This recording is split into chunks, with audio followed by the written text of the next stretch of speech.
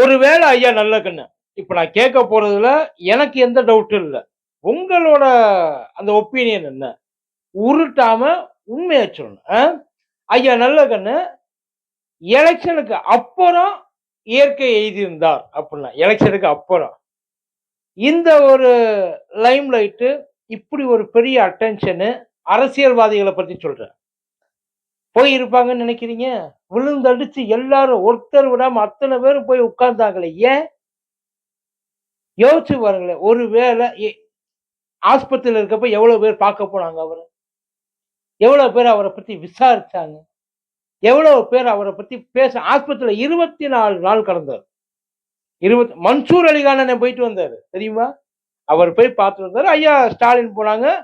ஆட்சியில இருக்கிறவங்க போனாங்க. ஆட்சிக்கு வரணும்னு நெனைக்கிறாங்க பார்த்தீங்களா? அவங்கள்ல எத்தன பேர் போய் அவர பார்க்கறதுக்கு நேரம் இருந்துச்சு? அவர பார்க்கணும்னு முதல்ல தோணுச்சு. நானும் நீங்கலாம் போனோம்னா விடமாட்டாங்க சார். அதுக்கு சில புரோட்டோகால்லாம் இருக்கு. நானும் நீங்க அவரு இருந்திருந்தா விடுப்பான்னு இருப்பாரு. அவர் தான் சொல்ற நிலைமையில இல்லைங்க.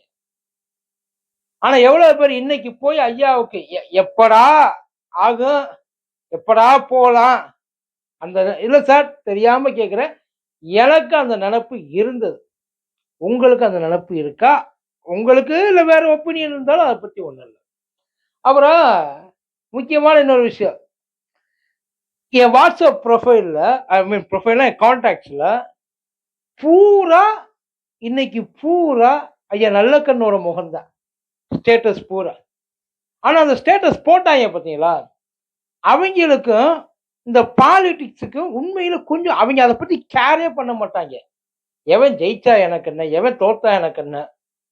எனக்கு என் வேலை மட்டும் தான் முக்கியம். அத நான் பார்த்தா போதும் அப்படின்னு நினைக்கிறவங்க, பூரா ஐயா நல்லக்கண்ண போஸ்ட போட்டு வீர வணக்கம், செவ்வணக்கம், வாழ்நாள் போராளி, கிரேட் மேன், சரியா அது சூப்பர் காம்ரேட் அப்படின்ற மாரி நெறைய போட்டிருந்தாங்க. உண்மையில அவங்களுக்கு அரசியலுக்கு நேரடியா பெரிய தொடர்பெல்லாம் ஒண்ணும் கிடையாது. ஆனா அவங்களுக்கு என்ன தெரியும்னா, நல்லக்கண்ணுன்னு ஒரு நல்ல மனுஷன்.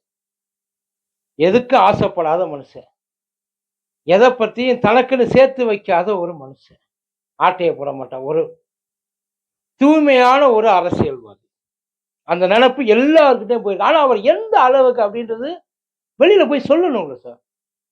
ஆனா இப்படி ஒரு மனுஷன் இனிமே ஏன் இருக்கவே மாட்டாங்க. இப்பயும் இருக்க மாட்டான். உயிரோடயும் எவனும் இந்த மாரி இருக்கவே மாட்டான். ஆனா இப்பேற்பட்ட ஆள கூட தமிழ்நாடு தூக்கி எறிஞ்சு பந்து அடிச்சு தெரியுமா? தேர்தல்ல. அவருக்கு அரசியல்ல நிக்கணும், பதவிக்கு போகணும், பெரிய ஆளாகணும், பவருக்கு வரணும். அப்படிலாம் எந்த கனவும் கிடையாது. ஆனா அவர நிப்பாட்டி வச்சு வேட்பாளரா நிக்க வச்சார். நெனச்சு பாருங்க, இன்னைக்கு நாடே புகழுது அந்த மனுஷன. ஆனா அந்த மனுஷன் இப்படி நாடே புகழ்ற மனுஷன் அந்த அந்த டைம்ல எவ்வளவு தீவிரமா இருந்திருப்பாரு. எவ்வளவு தீவிரமா மக்களுக்காக உழைச்சிருப்பாரு. எதுக்காக ஜெயிலுக்கு போனாரு? 7 வருஷம் எதுக்கு உள்ள இருந்தாரு? எதுக்கு? மக்களுக்காக வேலை பார்க்குறாங்க. தடை பண்ணாங்கல்ல கட்சிய. எதுக்கு தடை பண்ணாங்க? மக்களுக்கு வந்து இவங்க பின்னாடி நின்னு பேக் போனா வந்து எல்லாத்தையும் வேலை பார்க்குறாங்க. 7 வருஷம் உள்ள இருந்தாரு. அவருக்கே மீசை இல்லன்றது தெரியுமா? மீசை வளராம இல்ல. வளர்க்காம இருந்தாரு. வளர முடியாத அளவுக்கு ஆக்கி விட்டாங்க. ஜெயில்ல இருக்கிறப்ப அங்க இருக்க அந்த போலீஸ் மீசைய புடுங்கி சிகரெட்டால மீசைய சுட்டு அவ்வளவு கொடுமை. காட்டி குடு, காட்டி குடு. கூட இருந்தவங்கள காட்டி குடு. மனுஷன் நீ என்ன பண்ணாலும் உன்னை எதுவும் முடிய பிச்சாங்க. கையாலேயே சுருட்டி பிச்சாங்க. மனுஷன் எந்த இடத்துலயும் விட்டு கொடுக்கல. அதுக்கப்புறம் தான் ஒரு முடிவுக்கு வந்தார். ஒடுக்கப்பட்டவனுக்கு ஒரு நிலைமை வர்ற வரைக்கும், அவனுக்கும் நீதி கிடைக்கிற வரைக்கும் நான் அந்த மீசையை வளர்க்க மாட்டேன்னாரு. பெரிய மீசை சார் அவருக்கு. அப்பேற்பட்ட ஆளு. எவ்வளவு தூரம் அப்ப மக்களுக்காக போராடிப்பாரு. அந்த மனுஷனை 1 முறை 2 முறை இல்ல 3 முறை தோற்கடிச்சிருக்காங்க. அம்பாசமுத்திரத்துல 2 தடவை 67 அண்ட் 77 நினைக்கிறேன்.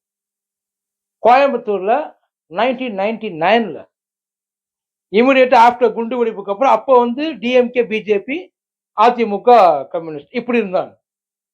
அந்த டைம்ல டிஎம்கே சார்பா அதாவது பிஜேபி சார்பா ஐயா சிபி ராதாகிருஷ்ணன் இன்னைக்கு நாட்டோட துணை ஜனாதிபதியா இருக்காரு இல்லையா? அவரு உள்ள இறங்குறாரு. அவர் உள்ள இறங்குறாரு சார். அதே மாதிரி இவர் ஐயா நல்லக்கண்ணு இவங்க தான் வலுக்கட்டாயமா இழுத்து கொண்டாந்து நீங்க நிக்கணும் அப்படின்னு சொல்றதுக்காக நிக்க வச்சாங்க. அதிமுக சார்பா நிக்க வச்சாங்க. கம்யூனிஸ்ட் சார்பா நிக்க வச்சாங்க.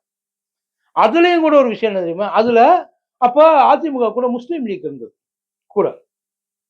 கோவை குண்டுவெடிப்பு நடந்த சம்பவம் நடந்து முடிஞ்சிருச்சு. அடுத்த வருஷத்துல எலெக்ஷனு. உள்ள போறாங்க. நாடாளுமன்ற தொகுதி உள்ள போறாங்க. போறப்ப இந்த முஸ்லீம் லீக் கட்சி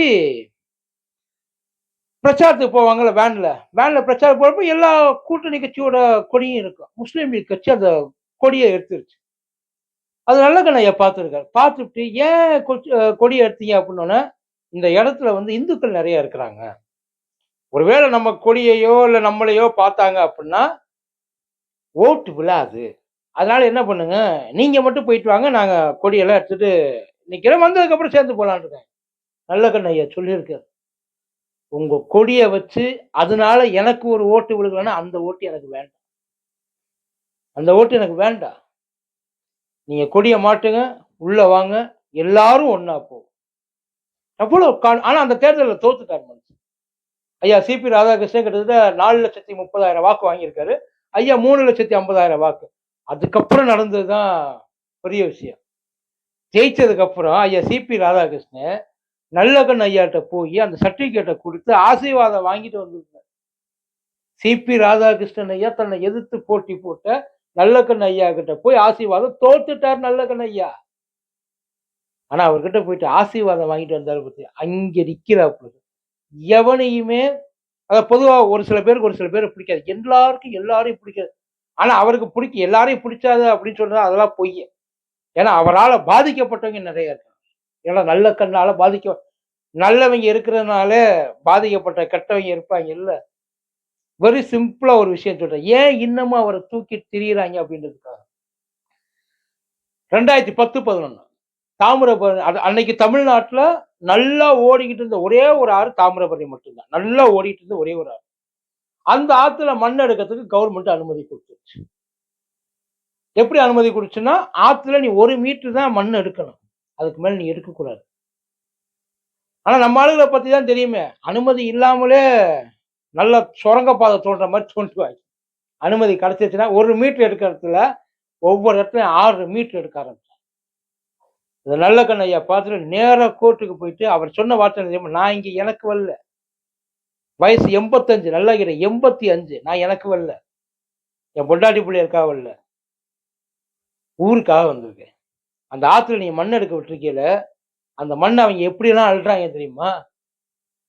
மண்ணு ஐயா ஏன்னா ஐயா பொறந்ததுலேருந்து அந்த தாமிரபரணி ஆத்தோடயே இருந்தவர்.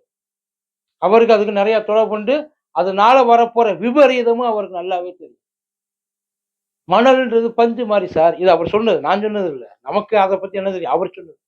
அந்த பஞ்சு தண்ணி வர்றப்போ உள்ள இழுத்து நிலத்தடி நீரை மேல இப்ப இவங்க வரன்ல கீழே பாறை மாரி தட்டுப்படுது. தண்ணி நிக்காது. வர்ற தண்ணியெல்லாம் கடல்ல போய் கலந்து எந்த தண்ணியும் நிக்காது. கடல்ல போய் கலந்து அதுக்கப்புறம் இருக்கிறவங்கலாம் என்ன பண்ணாங்க? செச்சு அத கேட்டு ஆடி போயிட்டு 5 வருஷம் தடை போட்டாப்புல. 285 வயசு. நல்லா கேட்டுங்க. எங்க போனாலும் யாரையும் போயிட்டு எதிர்பார்க்கலாம் மாட்டாரு. எனக்கு இங்க ரூம் வேணும், அங்க ரூம் வேணும். இதுல தான் வருவேன். இவ்வளவு காசு வேணும். இவ்வளவு ஏன் 16 வெள்ளம். சென்னையில பயங்கர வெள்ளம். அந்த வெள்ளத்துல இடுப்புல அவர் சிஐடி காலனி தான் இருந்தாப்புல. நந்தனம் பக்கத்துல இடுப்பளவு எல்லா இடத்துலயும் தண்ணி. ஆளா அவர் தான் ரெஸ்கியூ பண்ண சொல்லி ஆர்டரும் போட்டாங்க. அரசாங்கத்துக்கு ஐயா இங்க இருப்பாரு உடனே அவர் கூட்டிட்டு வாங்க. போட்டோ எடுத்துட்டு போயிட்டு ஐயா வாங்க ஐயா உங்களை கூட்டிட்டு வர சொல்றாங்கன்னா முதல்ல போயிட்டு எல்லாரையும் கூட்டிட்டு வா. அந்த வீட்டு முனையில ஒரு குழந்தையோட ஒரு அம்மா தவிச்சுக்கிட்டு இருக்கு. இந்த வீட்டுல ஒரு வயசானவன் முடியாம கிடக்குறான். எல்லாரையும் கூட்டிட்டு வா. நான் நல்லா தான் இருக்கேன். என்ன தண்ணி தானே நான் நல்லா தான் இருக்கேன். போய் ஐயா கூட்டிட்டு வா. நான் ஏற மாட்டேன். இந்த ஏரியாவோட கடைசி ஆளாத்தான் நான் ஏறுவேன். சொன்ன மாதிரியே கடைசி ஆளா ஏறி கவர்மெண்ட் விருந்தினர் மாளிகைக்கு போகல. வேற எங்கேயோ ஹோட்டலுக்கு போய் உட்கார்ந்துல்ல. பெரிய பெரிய வீட்டுக்கு யாருக்கு பங்களாவுக்கு எல்லாம் போகல. சொகுசு பங்களா கம்யூனிஸ்ட் ஆபீஸ்ல ஒரு இடத்துல கீழே போய் தரையில பாய வச்சுட்டு படுத்துட்டான். தனக்குன்னு கிடைச்ச காசு சார். தகைசால் அந்த இதுக்கு வந்து 10 லட்சம் ரூபாய் கொடுத்துருக்காங்க. 10 லட்சம் ரூபாய் மேடையில கொடுத்துருக்காங்க. மேடையில என்ன பண்ணா தெரியுமா? கூடவே பாக்கெட்ல கையை விட்டு உள்ளுக்குள்ள 5,000 இருந்திருக்கு. 10,05,000 ரூபாய் திரும்ப கொடுத்துட்டாப்புல ஸ்டாலின் ஐயா கிட்ட. திரும்ப அவரே அதை எதிர்பார்க்கல. அவர் எவ்வளவோ எனக்கு இதை வச்சு நான் என்னங்க பண்ண போறேன் வச்சுக்க. கொடுத்த காசு எதையுமே பாக்கெட்டுக்கு உள்ள கூட போக விடாம உடனடியா ரிட்டர்ன் எல்லாம். உடனடியா ரிட்டர்ன். நான் அவரை பத்தி பேசுறேன் அந்த பேசிக்கிட்டே போகலாம். எவ்வளவோ விஷயங்கள் இருக்கு அவளை பத்தி பேசுறது. இன்னைக்கு இருக்கிறவங்க எல்லாம் காப்பாத்த வரேன்றாங்கல்ல. இவங்க கிட்ட எல்லாம் காப்பாத்துறதுக்கு, நம்மள காப்பாத்துறதுக்கு இந்த மாரி ஒரு ஆள் இல்லன்னு நெனச்சா தான் வருத்தமா இருக்கு. வணக்கம்.